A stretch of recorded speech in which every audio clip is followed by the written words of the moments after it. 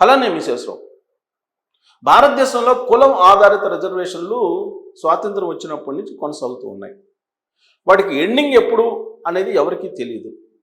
ఆ రిజర్వేషన్లు తొలగించడం కానీ లేదంటే సమీక్ష చేసేటువంటి ధైర్యం కానీ ఏ రాజకీయ పార్టీ చెయ్యదు. పైగా ఆ రిజర్వేషన్లను పెంచాలి, అన్లిమిటెడ్ చేయాలి, 50% బార్ని తొలగించాలనేది రాహుల్ గాంధీ గారు చెప్తున్నారు. కాంగ్రెస్ పార్టీ అధికారంలోకి వస్తే 50% స్లాబ్ ఏదైతే ఉందో రిజర్వేషన్ అది లిఫ్ట్ చేస్తాను, కులాల ప్రాతిపదికన రేషియోలో రిజర్వేషన్లు ఇస్తానని చెప్పి ఆయన చెప్తున్నారు. 370 రద్దును కూడా మళ్ళీ రీవోక్ చేస్తాను, బీజేపీ వాళ్ళు చేసిన ఈ రెండు తప్పులు నేను సరిచేస్తానని చెప్పి రాహుల్ గాంధీ అంటున్నారు. ఇలాంటి పరిస్థితుల్లో అసలు రిజర్వేషన్లు ఉండడం కారణంగానే భారతదేశం వెనకబడింది, ఆర్థికంగా వెనకబడింది, ప్రపంచంతో పోటీ పడలేకపోతుంది. ఎవరైతే ప్రతిభ ఉన్నటువంటి వాళ్ళు ఆ ప్రతిభ ఉన్నటువంటి వాళ్ళకి అవకాశాలు లభించట్లేదు విద్యా ఉద్యోగాల్లో ఈ రిజర్వేషన్ల కారణంగా.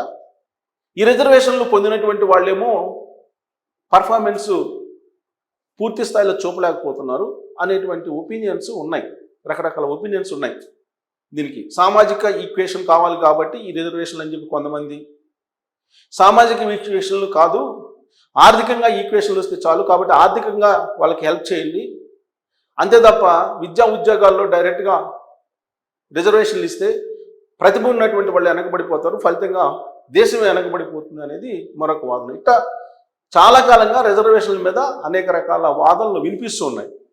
ఇలాంటి సందర్భంలో కర్ణాటక సంబంధించినటువంటి ఒక పిటిషనరు సుప్రీంకోర్టుకు వెళ్ళారు. కర్ణాటక హైకోర్టు తీర్పు ఇచ్చింది రిజర్వేషన్లు ఉండాల్సిందే అని. దాన్ని సవాల్ చేస్తూ సుప్రీంకోర్టుకు వెళ్ళారు. ఎందుకు వెళ్ళారు? కర్ణాటకలో ఉండేటువంటి ఒక ఐఏఎస్, అలాగే భార్య ఐఏఎస్, భర్త ఐఏఎస్, ఇద్దరు ఐఏఎస్, భార్యాభర్తలు ఇద్దరు ఐఏఎస్ అయినప్పటికీ వాళ్ళ పిల్లలకు కూడా రిజర్వేషన్ ఇచ్చారు. దీని మీద సవాల్ చేస్తూ కర్ణాటకలో పిటిషన్ వేశారు. ఆ పిటిషన్ను పరిశీలించినటువంటి హైకోర్టు రిజర్వేషన్లు రాజ్యాంగబద్ధంగా కల్పించారు కాబట్టి అది సబబే అని చెప్పి ఇచ్చింది. దాన్ని సవాల్ చేస్తూ సుప్రీంకోర్టుకు వెళ్ళాడు అతను. సుప్రీంకోర్టుకి వెళ్తే సుప్రీంకోర్టు పరిశీలించిన తర్వాత భార్యాభర్తలు ఇద్దరు ఐఏఎస్లు అయినప్పటికీ పిల్లలకి రిజర్వేషన్లు అవసరం లేదు, అవసరమా అనేటువంటి ప్రశ్న వేస్తూ, అవసరం లేదు అనేటువంటి ఒపీనియన్ వ్యక్తం చేస్తూ దీని మీద చర్చ జరగాలని చెప్పి సుప్రీంకోర్టు న్యాయమూర్తులు ఒక తీర్పు ఇచ్చారు. ఇద్దరు భార్యాభర్తలు ఐఏఎస్లు అయినప్పటికీ వాళ్ళ పిల్లలకి రిజర్వేషన్లు తీసుకోవడం అనేది సబబేనా అనేది పేరెంట్స్ ఆలోచించాలి. ఐఏఎస్లు ఇద్దరు సివిల్ సర్వెంట్లుగా ఉన్నారు వాళ్ళిద్దరు, వాళ్ళు ఆలోచించాలి. వాళ్ళు ఆలోచించి వాళ్ళకై వాళ్ళే స్వచ్ఛందంగా రిజర్వేషన్లు వదులుకోవడానికి ముందుకు రావాలి, కానీ రావట్లేదు. ఇలాంటి వాళ్ళు భారతదేశంలో చాలామంది ఉన్నారు. కాబట్టి ఒకసారి ప్రభుత్వ ఉద్యోగాలు పొందినటువంటి వాళ్ళు, భార్య కానీ భర్త కానీ ఉద్యోగాలు పొందితే వాళ్ళ పిల్లలకి రిజర్వేషన్లు అవసరం లేదు, అవసరం లేకపోయినప్పటికీ రిజర్వేషన్లు పొందుతున్నారు, మళ్ళీ వాళ్ళే పొందుతున్నారు అనేటువంటి అభిప్రాయాన్ని సుప్రీంకోర్టు వ్యక్తం చేసింది. ఇది కరెక్టేనా అనేటువంటి చర్చని ప్రజాక్షేత్రంలోకి వదిలింది. దీని మీద ఇప్పుడు చర్చ జరుగుతుంది విస్తృతంగా. ఎందుకు చర్చ జరుగుతుంది? చాలా కాలం నుంచి కూడా బీజేపీ మళ్ళా అధికారంలోకి వస్తే రిజర్వేషన్లు సమీక్షిస్తుంది, రిజర్వేషన్ని రద్దు చేస్తుంది, ఇలాంటి ప్రచారం ఎన్నికల ముందు చేశారు. కాంగ్రెస్ పార్టీకి సంబంధించినటువంటి వాళ్ళు బాగా విస్తృతంగా ప్రచారం చేశారు. 2024 ముందు ఎలక్షన్స్లో రిజర్వేషన్లు ఎత్తేస్తారు, రిజర్వేషన్ని సమీక్షిస్తారు అని. అదే కాంగ్రెస్ పార్టీకి ఓటేస్తే కనుక 50% స్లాబ్ ఉంది, దాన్ని తీసేస్తాము, అన్లిమిటెడ్గా రిజర్వేషన్లు ఇచ్చేస్తామని చెప్పి రాహుల్ గాంధీ గారు చెప్పారు. చివరికి 2024 ఎలక్షన్లో మూడోసారి ప్రధానమంత్రి అయ్యారు నరేంద్ర మోడీ గారు. కానీ కాంగ్రెస్ పార్టీ వాళ్ళు ఏదైతే ప్రచారం చేశారో రిజర్వేషన్లు సమీక్ష చేయాలని చేస్తారు బీజేపీ అధికారంలోకి వస్తే అని, దాని జోలికి వెళ్ళలేదు బీజేపీ. ఎందుకనంటే రిజర్వేషన్ల జోలికి వెళ్తే అది తేనెతుట్టు లాంటిది, రాజకీయంగా చాలా నష్టపోవాల్సి వస్తుంది అనేది రాజకీయ పార్టీలకు తెలుసు. ఇప్పుడున్నటువంటి సాంప్రదాయ రాజకీయ పార్టీలు ఓట్ బ్యాంక్ రాజకీయాలే చేస్తున్నాయి. సామాజిక అభివృద్ధి, సామాజిక భద్రత, దేశ భద్రత, లేదంటే దేశానికి సంబంధించిన అభివృద్ధి, ఈ కోణంలో నుంచి సెకండరీగా ఆలోచిస్తున్నారు. ఫస్ట్ ఏంటి? అధికారంలో రావాలి, ఓట్ బ్యాంక్ రాజకీయాలు చేయాలి. సో ఓట్ బ్యాంక్ రాజకీయాలు రావాలంటే రిజర్వేషన్లు పెంచాలి, రిజర్వేషన్లు తగ్గిస్తే ఓట్ బ్యాంకు పోతుంది. ఈ యాంగిల్లోనే రాజకీయ పార్టీలు ఆలోచిస్తూ ఉన్నాయి. ఆ కారణం చేతనే ఇప్పుడు సుప్రీంకోర్టుకి వెళ్ళాల్సి వస్తుంది ఈ కేసు. వాస్తవంగా ఎస్సీ రిజర్వేషన్ మీద క్రిమి లేయర్ని తీసుకొచ్చారు. ఎందుకు? మందాకృష్ణ మాదిగ గారు సుదీర్ఘమైనటువంటి పోరాటం 30 సంవత్సరాలు పోరాటం చేశారు. ఎస్సీ రిజర్వేషన్లో ఎస్సీ మాదిగలకు న్యాయం చేయట్లేదు, దాంట్లో క్రిమి లేయర్ కావాలి అని చెప్పి, దాంట్లో న్యాయబద్ధత ఉంది అని చెప్పి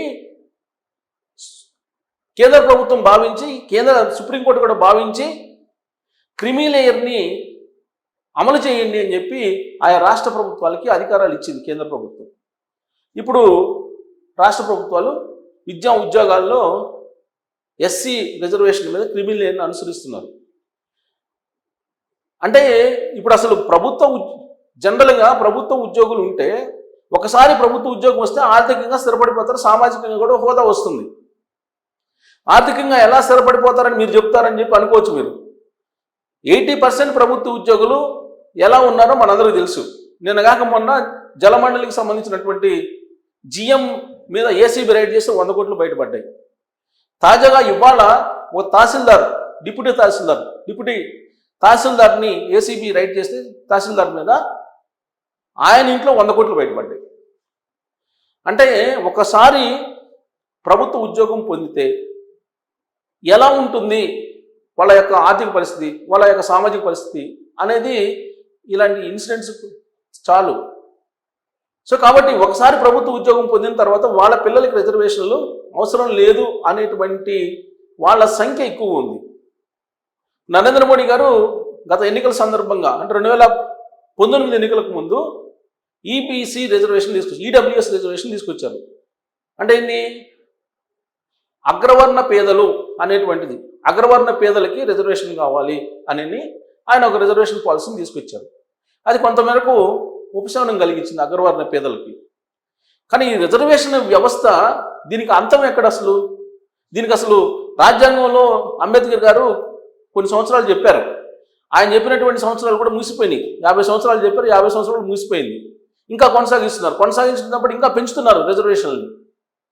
మరి ఇలాంటి సమయంలో సుప్రీంకోర్టు ఎంటర్ అయ్యి ప్రభుత్వ ఉద్యోగులు ఒకసారి రిజర్వేషన్ పొందితే వాళ్ళ పిల్లలకి రిజర్వేషన్ అవసరమా అంటే చాలామంది అవసరం లేదంటారు. కారణం ఏంటంటే ఒకసారి ప్రభుత్వ ఉద్యోగం పొందినటువంటి వాళ్ళ పిల్లలు మళ్ళీ వాళ్ళ రిజర్వేషన్ పొందితే మళ్ళీ వాళ్ళే పొందుతారు. వాళ్ళే రిజర్వేషన్ ఫలాలను అందుకున్నటువంటి వాళ్ళే అందుకుంటూ ఉంటారు. అదే సామాజిక వర్గానికి నష్టం జరుగుతుంది. కారణం ఏంటంటే ఒకసారి ప్రభుత్వ ఉద్యోగం పొందితే సామాజికంగా ఆర్థికంగా వాళ్ళు డెవలప్ అవుతారు. సో ఆ సామాజిక వర్గంలో వాళ్ళే డెవలప్ అవుతారు. మరి ఆ సామాజిక వర్గంలో మిగతా వాళ్ళ పరిస్థితి ఏంటి? మిగతా వాళ్ళకి లభించాల్సినటువంటి ఫలాలు ఒక పరిమిత కుటుంబాలకే వెళ్ళిపోతుంది. అది ఆ సామాజిక వర్గాలకే నష్టం. ఇది సుప్రీంకోర్టు చెప్తుంది. సో కాబట్టి ఈ రిజర్వేషన్లని సమీక్షించాల్సినటువంటి అవసరం ఉందా లేదా? ప్రతి చోట క్రిమి లేయర్ పెట్టాల్సిన అవసరం ఉందా లేదా? ఆర్థిక ప్రాతిపదికన రిజర్వేషన్లు అవసరమా? ఒకసారి ప్రభుత్వ ఉద్యోగం పొందినటువంటి వాళ్ళు వాళ్ళ పిల్లలకి మళ్ళీ రిజర్వేషన్లు తీసుకోవాల్సిన అవసరం ఉందా? స్వచ్ఛందంగా వాళ్ళు వదిలిపెట్టరు, కానీ దానికి మ్యాండేటరీ కావాల్సిన అవసరం ఉందా? చట్టం చేయాల్సిన అవసరం ఉందా? స్వచ్ఛందంగా ఎవరు వదిలిపెట్టమంటే రిజర్వేషన్లు. సో కాబట్టి దీని మీద ఒక క్లియర్ కట్ గైడ్లైన్స్ రావాలి, క్లియర్ కట్గా మార్గదర్శకాలు రావాలని చెప్పి సుప్రీంకోర్టు చెప్తుంది. ఇప్పుడు సుప్రీంకోర్టు ఆల్రెడీ తీర్పు ఇచ్చింది కాబట్టి దీన్ని బేస్ చేసుకొని కేంద్ర ప్రభుత్వం రిజర్వేషన్లను సమీక్షించి కొన్ని మార్గదర్శకాలను పెడుతుందా? ఒకసారి రిజర్వేషన్ ఫలాలను పొందినటువంటి వాళ్ళు మళ్ళీ పొందడానికి అవకాశం లేకుండా మ్యాండేటరీ చేయబోతుందా రాబోయే రోజుల్లో అనే దాని మీద మీరు కామెంట్ చేయొచ్చు. Thank you.